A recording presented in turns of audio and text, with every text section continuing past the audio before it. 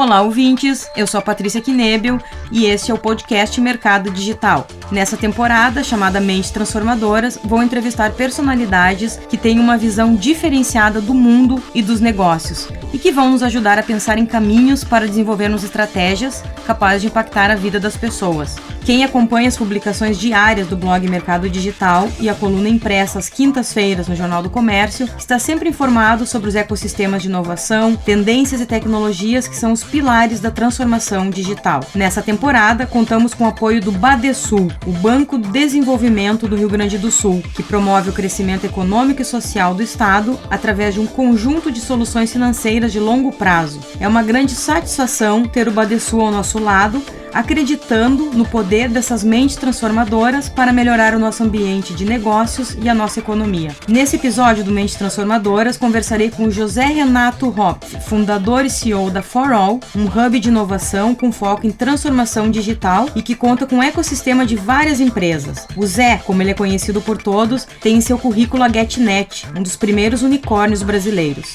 Bem-vindo, Zé! Para a gente começar a aquecer, queria que tu me contasse o que move a economia digital nos dias de hoje.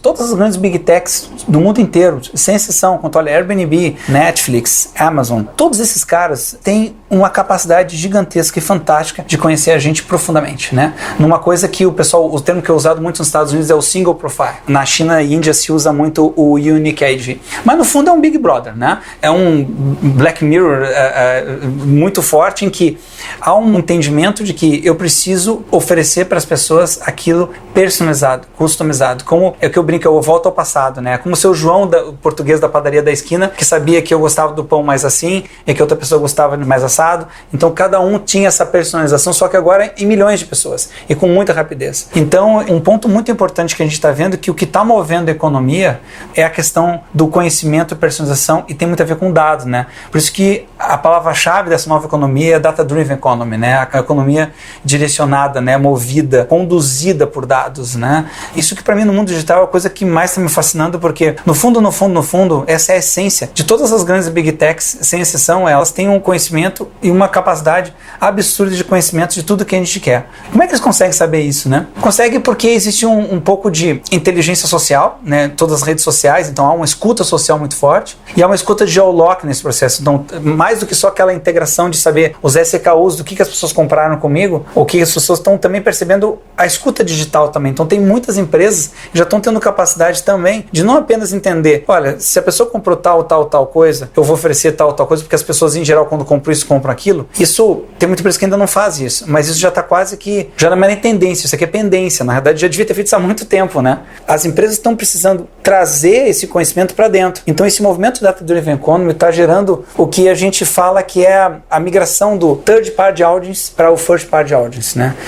Então quando a gente olha Nestlé, Unilever, Procter & Gamble, Ambev, todas essas gigantes, o que a gente vê em comum em todos esses caras? Todos eles estão em busca de poder conhecer o consumidor, de poder se relacionar com esse consumidor. Porque a gente tinha no passado o nosso marketing, né, que era marketing tradicional dos canais offline, né, que tinham o outdoor, né, a rádio, a TV, esse processo. Isso tem um aspecto desse processo, mas a gente está vendo que toda essa dinâmica de propaganda teve uma migração enorme para o modelo de search, na época do Google, né? Só que o modelo de search ele é bacana, mas ele tem alguns problemas, né? Se eu pesquiso, por exemplo, no Google São Paulo, o que eu quis dizer? O time de São Paulo? O Santos de São Paulo? Né? O estado de São Paulo, a cidade de São Paulo, o que eu quis dizer? É incompleto, né? Ou eu pesquisei uma geladeira, aí gera aquele outro tipo de problema, né? Que é o DMP, né? Que fica, tu comprou a geladeira e fica aquela geladeira, programa de geladeira durante 2 meses te incomodando, dizendo que tu comprou muito caro porque alguma coisa chegou mais barato. Então esse modelo de search, ele teve seu tempo, ainda existe, ainda é importante. Aí nós estamos migrando agora pro social, né? Ads, né? Então todo mundo tem que falar no Instagram, tu tem que estar no YouTube, tu tem que estar no Face, tem que estar em todos esses processos para poder fazer essa comunicação e personalização. Só que de quem é essa audiência? Tem aquela brincadeira que quando um produto é de graça, você é o produto. Quando você consome alguma coisa de graça, você é o produto, né? Então, as indústrias estão percebendo assim, pô, mas eu preciso conhecer esse consumidor, eu preciso voltar à capacidade de poder me comunicar com esse cara. Então, existe uma busca muito grande das indústrias de consumo de poder fazer como as grandes Big Techs estão fazendo. Qual que é a grande revolução que nós vamos viver nos próximos anos? A revolução onde a indústria de consumo em geral, no mundo inteiro, vai mudar absurdamente para se tornar digital.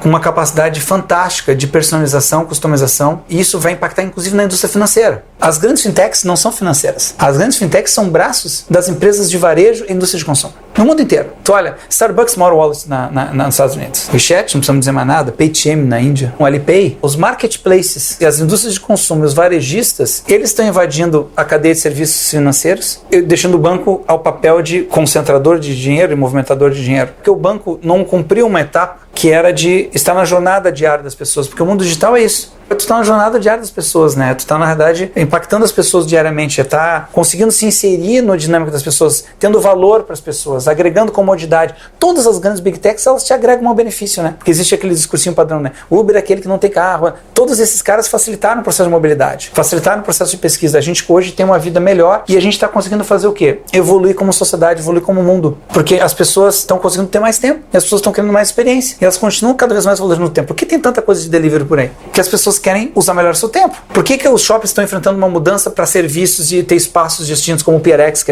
eu trabalho parceria minha com o Google lá, que o Saquipag e outros que ajudaram a gente a montar um case específico. Porque os shoppings estão tendo que se mudar para ser shopping de experiência. Hoje, a maior parte dos shoppings tem em torno de 40% da receita oriunda de serviços e não mais de venda de loja de roupa, por exemplo. Quando você avalia o que está acontecendo no mundo em relação a essa transformação, qual a sua percepção de como o Brasil tem que se posicionar nesse cenário? O Brasil, ele rapidamente está se posicionando bem nesse cenário. Eu costumo brincar que o Brasil é um misto de Estados Unidos e China. A gente tem toda a necessidade de inserção social, de inserção de inclusão bancária e outras que a gente vê importante e uma massa de pessoas, né, novas sendo inseridas no mercado de trabalho como uma China. Mas ao mesmo tempo a gente viveu uma época não digital, eletrônica, como viveram o mundo ocidental, nos Estados Unidos e Europa, que é ter automação comercial, por exemplo, né? A China não teve automação comercial. A China saiu direto, o leapfrog, o salto do sapo dela foi direto do nenhuma automação para totalmente digital, porque na verdade foi um avanço, sob o ponto de vista tecnológico. Essa época eletrônica, ela gera um atraso no salto digital,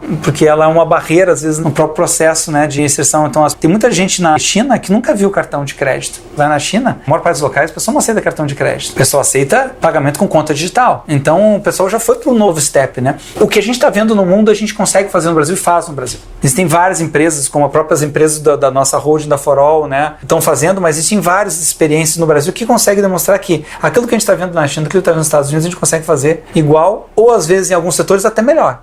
Existem setores que a gente está muito avançado, como o setor de financeiro, por exemplo, que há um avanço tecnológico muito claro nesses aspectos. E o poder do nível de uso de demanda de tecnologia que a gente vê no Brasil, ele é muito forte, muito robusto. Então, eu vejo um horizonte muito positivo. A gente vê as próprias questões, né, de contratação. A gente, em breve, estamos fazendo aqui dinâmicas distintas de contratação, de poder trabalhar com as pessoas remotas. A gente já tem hoje 3 pessoas que trabalham para a gente fora do Brasil. A gente quer incrementar isso, né, agora no início desse ano. Então, essa dinâmica do Brasil de poder estar fazendo no Brasil e estar hiperconectado com o mundo e fazendo do Brasil conectado nesse mundo digital global, ele está sendo cada vez mais rápido, mais efetivo. Zé, a gente sabe que um dos maiores desafios para essa grande transformação que está acontecendo é realmente mudar o mindset das pessoas, né? Como preparar os talentos para essas mudanças que estão chegando? Eu sou super otimista, né, por tudo. A gente vê que a pobreza absoluta global está diminuindo a números muito rápidos, né? Não estou falando da percentual, quer dizer, não são que está aumentando o número de pobres e pobreza absoluta no mundo. Diminui em números absolutos, né?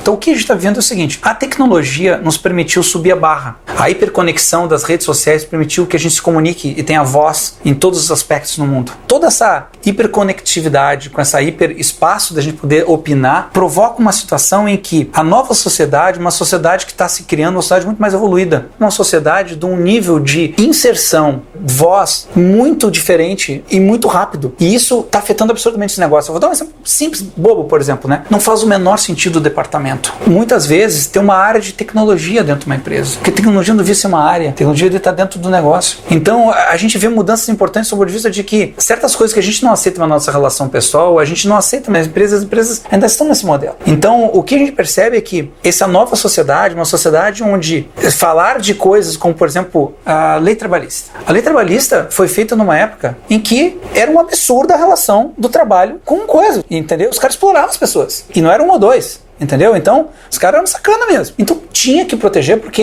existia uma relação equivocada de poder nesse processo. Hoje em dia, O poder está na mão das pessoas. As pessoas estão inseridas no mundo, as pessoas fazem o que querem. Claro, existe toda uma questão também de falta de acesso à educação, outras coisas que ainda existem certas situações que impedem a pessoa de ter isso. Mas a grande maioria da classe média, a grande maioria da população economicamente ativa do Brasil, mesmo às vezes pessoas com pouco nível educacional, elas têm acesso à informação. E esse acesso à informação permite com que elas queiram poder escolher. E querer poder escolher faz com que elas tenham mais vozes, né? Então, por exemplo, não faz mais sentido certas relações. Por exemplo, eu quero estar fazendo o meu negócio, eu quero poder ajudar o outro num negócio, vai existir uma relação multiemprego, multifunção, vai ter toda uma reconstrução desse processo. E nossas leis, nossos modelos não estão preparados para isso. Então, essa disruptura que eu acho fantástica é uma disruptura muito profunda.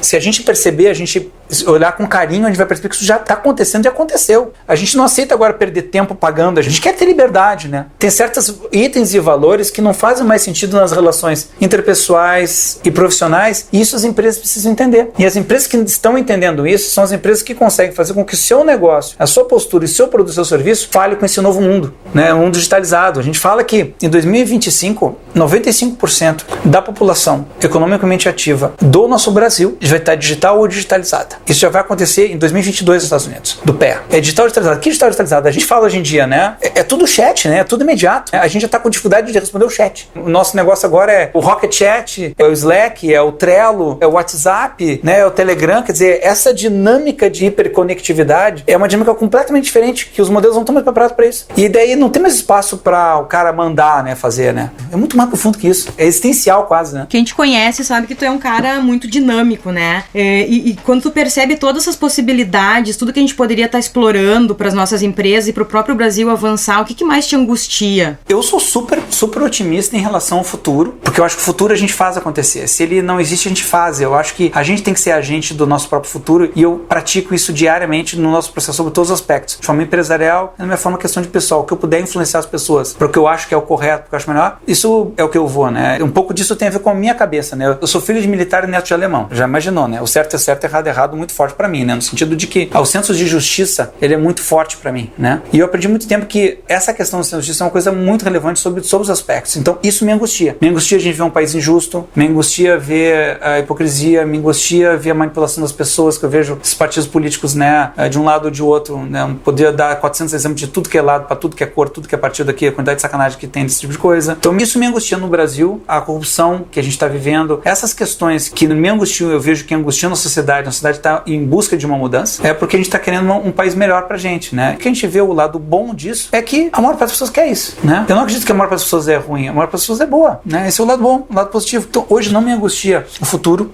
O futuro, para mim, é uma oportunidade. É uma dádiva, uma oportunidade de poder fazer amanhã, de poder transformar, de poder impactar a sociedade, de poder fazer coisas. Isso, para mim, é a minha visão sobre o futuro, né? Ele é super positivo. Eu não tenho angústia em relação ao futuro. Eu sou angustiado e ansioso de fazer as coisas rápido, de poder fazer as coisas. O que me angustia é a maldade, a sacanagem, a injustiça, as pessoas não agindo de boa fé. Essas coisas que muitas vezes viraram sinônimo de lei de Gerson, várias coisas que o Brasil do passado e que o mundo digital está revolucionando esse Brasil. A confrontação de que a pessoa faz uma coisa errada. Claro, tem exageros, né? Porque daí, às vezes, uma pessoa é trucidada digitalmente e de forma injusta e depois já foi trucidada, já foi o tempo de poder resolver, né? A pessoa já foi, né? Tem suicídio, várias coisas, podemos falar sobre esse tipo de coisa. Eu brinco que é melhor que a gente tenha essa sociedade aberta a esse ponto de que gere isso, porque isso gera pensamento. Hoje, o pensamento coletivo de discussão, ele é muito rápido, né? Então, o que a gente pensava um ano atrás já está um pouco diferente sobre muitas coisas, né? Muito obrigada pelo bate-papo, Zé. E com isso, a gente encerra mais um episódio do podcast Mercado Digital, da temporada Mentes Transformadoras, que conta com o apoio do Badesul Desenvolvimento. Dúvidas e sugestões são muito bem-vindas através do e-mail patricia.knebel@jornaldocomércio.com.br. E lembrando que todas as novidades que impactam o comportamento dos consumidores e o futuro das nossas empresas e das cidades estão no blog na coluna Mercado Digital, em jornaldocomércio.com/mercado digital. Até o próximo episódio. Este podcast é produzido pelo Jornal do Comércio em parceria com o América Podcast. Acompanhe nossos outros programas em jornaldocomércio.com/podcasts.